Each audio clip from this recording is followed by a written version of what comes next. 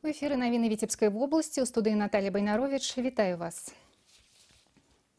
Стварэнне інтэграцыйных структур, будаўніцтва камерцыйнага жылля і выкананне сацыяльных абавязкаў перад працоўнымі калектывамі.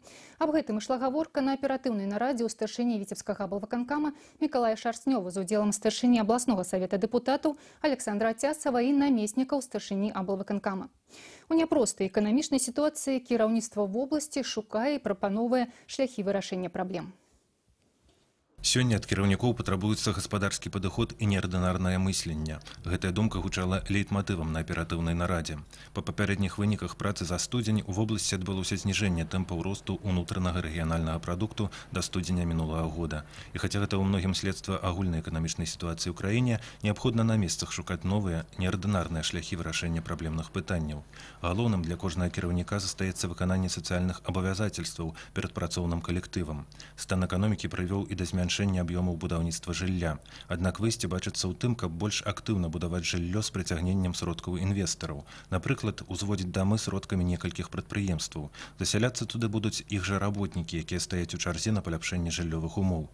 У бліжэйшы час гэтую ідэю пад кантролем аблвыканкама і органаў улады на месцах плануецца рэалізаваць. Сур'ёзнае пытанне пастаўленае перад вобласцю ў ходзе нядаўняй рабочай паездкі прэм'ер-міністра Рэспублікі Беларусь Андрэя Кабякова ў Талачынскі раён і наведванне Талачынскага кансервавага завода. Трэба працаваць над стварэннем прыцягальнага для інвестараў іміджу вобласці, усяляк садзейнічаць прыцягненню ў рэгіён інвестыцый, у тым ліку і больш актыўна прыцягваць прадпрымальнікаў да інвесціравання канкрэтных праграм. У вобласці разгортваецца праца па стварэнні інтэграцыйных структур, аб'ядноўваюцца перапрацоўчыя і сельскагаспадарчыя прадпрыемствы, камбінаты хлебапрадуктаў, сельгаспрадпрыемствы, мясакамбінаты. Вызначаны 4 цэнтры інтэграцыйных структур у рэгіёнах: Віцебскі, Глыбоцкі, Аршанскі і Полацкі з далучэннем Міёрскага, камбінаты хлебапрадуктаў. На парадку дня зараз і неадкладная падрыхтоўка да правядзення пасяўной кампаніі. В вобласці неабходны інвестыцыі, новыя рынкі збыту, людзям неабходна стабільная праца і своечасовая зарплата. І ўлады імкнуцца зрабіць усё, каб гэта забяспечыць. Юрый Давідоўскі, Діана Курыла, навіны Віцебск. Заўтра ў Оршы пройдзе пасяджэнне калегіі Міністэрства транспарту і камунікацый. Дарожнікі падвядуць вынікі работы і разгледзяць задачы, пастаўленыя дзяржаўнай праграмай па развіцці ўтрымання аўтамабільных дарог Беларусі на 2015-2019 гады. Якія магістралі Віцебшчыны чакаюць сваіх будаўнікоў, даведалася Святлана Макаева. Дзяржаўная праграма была прынята напрыканцы мінулага года і прадугледжвае паляпшэнне стану дарог да ўзроўню міжнародных стандартаў. На гэты год у яе ўключана і рэканструкцыя магістралі М8 Е95, якая праходзіць па тэрыторыі вобласці ад мяжы з Расіяй праз Езярышча, Віцебск і далей на Гомель да мяжы з Украінай.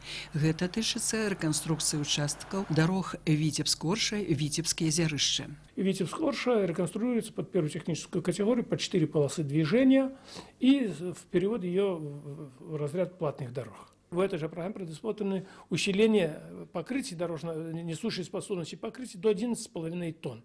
То есть эти дороги будут работать без ограничений. И дальше на участке от Езерища, от границ с Россией, до уже сюда, до города Витебска. Она тоже в программе развития дорог есть. Кстати, эти все работы отнесены на 16-19 годы. Программа пятигодки тычыцца і ўводу дарогі Р-21 Віцебск-Лёзна, мяжа Расійскай Федэрацыі. Яна будзе адпавядаць міжнародным стандартам і стане платнай. Наступная задача праграмы – рамонт і ўтрыманне аўтамабільных магістраляў. Калі на бягучы год на гэтай мэты фінансаванне выдзелена на ўзроўні леташняга, то на 2016 павялічыцца ўдвая. Если мы сегодня говорим, что мы капитальным ремонтом ремонтируем эти годы 4,5-5 километров дорог, так там уже на разряд гораздо больше. Там речь идет уже о 50 километрах капитального ремонта как минимум. Подставой для узятия новых рубежов послужила проведенная работа дорожниками в области за минулый год. Завершена реконструкция 2 участков дороги Р-21, якая проходит праз населенные пункты Уна и Лёзна.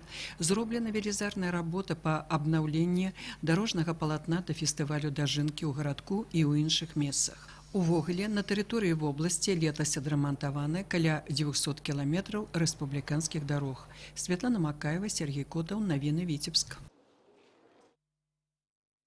Удзячныя патомкі сваім землякам. У Ляднянскай школе, што ў Дубровінскім раёне, увекавечылі памяць мастака-партрэтыста Сергея Заранкі. Тут адкрылі экспазіцыю, рэпрадукцыю яго работы і мемарыяльную дошку. Пастаянна ладзяць вечарыны, падчас якіх школьнікаў знаёмяць з творчасцю знакамітага майстра. Тэму працягвае Інна Кірыенкава. Мясцовая школа для юных ляднянцаў – гэта не проста цэнтр навучання і выхавання. Тут разам са сваімі настаўнікамі дзеці клапоцяцца пра захаванне багатай гістарычнай спадчыны, вядуць краязнаўчую работу, адшукваюць цікавыя звесткі пра сваіх землякоў. Память народа – это самое большое богатство, которое и называется наследством. Род и народ объединяются одним дорогим словом «Родина». Это родные и близкие тебе люди, твоя семья, твои предки, память об их добрых делах. Тут у лядах нарадзіўся мастак Сергей Заранка. Ён добра засвоіў урокі свайго настаўніка, вядомага рускага жывапісца і партрэтыста Аляксея Венецыянова. Гэты можна растлумачыць яго асаблівую прыхільнасць да натуры. Сам жа Сергей Заранка быў настаўнікам вядомага рускага жывапісца Васіля Пярова. Вось так з асаблівай пранікнёнасцю расказваюць старшакласнікі пра творчасць свайго земляка малодшым вучням. Дзеляцца інфармацыяй, якую ім удалося сабраць разам з настаўнікамі, і з гордасцю дэманструюць карціны, якія ім удалося адшукаць. Ён маляваў цудоўнейшыя партрэты. Гэта былі партрэты жывыя. Яны былі надта лепей, чым сучасныя фатаграфіі. Яму ўдавалася паказаць душу чалавека. Много Сергей Константинович маляваў знакамітых людзей. У яго ёсць партрэты з царскай сям'і, ёсць партрэт Лермонтова. Гэта кажуць аб тым, што гэта быў незвычайны мастак. Гэта быў мастак, які мог уваходзіць нават у царские семьи. Удалось восстановить некоторые картины, но просто картины очень красивые, они как фотографии. И просто от них глаз не оторвать. Но я горжусь с тем, что я с такого места, что я здесь родилась, что я здесь живу. Пускай оно, может, не такое известное, но здесь очень много людей, которые достойны уважения. Выстава рэпрадукцыі пастаянна абнаўляецца. Многія партрэты мастака вучні знайшлі праз інтэрнэт, а вось у стварэнні мемарыяльнай дошкі ім дапамагла раённая арганізацыя БРСМ, якая аказала фінансавую падтрымку. Яе ўстанавілі на будынку школы, якой уже амаль 100 гадоў, у гонар памяці пра вялікага земляка. Інна Кірыенкава, Леонид Табола, навіны, Дубровінскі раён. Паражэнне, якое усяляе надзею. У чарговым туры чэмпіянату Беларусі па баскетболе віцебскі «Рубон» прымаў Гродна 93. Сенсацыі не здарылася. Гаспадары ўступілі з лікам 91-98. Але на працягу ўсёй гульні выглядалі дастойна і на роўных супрацьстаялі сярэбранаму прызёру Беларусі. Падрабязнасці ў рэпартажы Сергея Місурагіна. За некалькі хвілін да пачатку сустрэчы мы ўзялі інтэрв'ю ў новабранца рубонаўцаў Сергея Чаракова. Вопытны баскетбаліст меў мінімум часу на адаптацыю, а тут ужо трэба было ўключыцца ў сур'ёзную гульню. Очень много вопросов, но отвечу быстро. И пока все нормально, в команде только пару дней, поэтому стоит все равно еще подождать, чтобы привыкли друг к другу с ребятами, а так все хорошо. Тым часам галоўны трэнер віцеблян вырашыў не выпускаць навічка з першых хвілін, а паберагчы яго да рашаючых імгненняў сустрэчы. Як высветлілася, настаўнік не прагадаў. Рубоновцы уже на протягу нескольких годов не могут обыграть Гродно 93, хотя все матчи проходят в упартой борьбе. Нашим землякам не хапает зусім крыху. Зараз у Руслана Байдакова есть конкретный план на этот матч. Застаецца только его реализовать. Настаўнікі каманд не любяць даваць інтэрв'ю да пачатку сустрэчы, але рулявому рубонаўцу не было чаго хаваць ад журналістаў.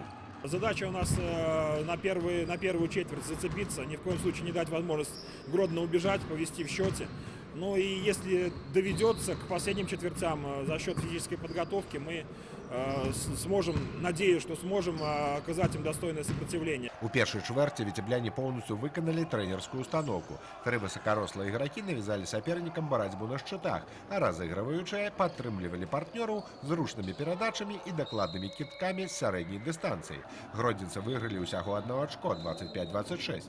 Зусім невідавочнай была перавага гасцей і пасля 20 хвілін сустрэчы. Падапечныя Андрэя Васілеўкі мелі ў сваім актыве +8. Пасля перапынку супрацьстаяння успыхнула з новай сілай.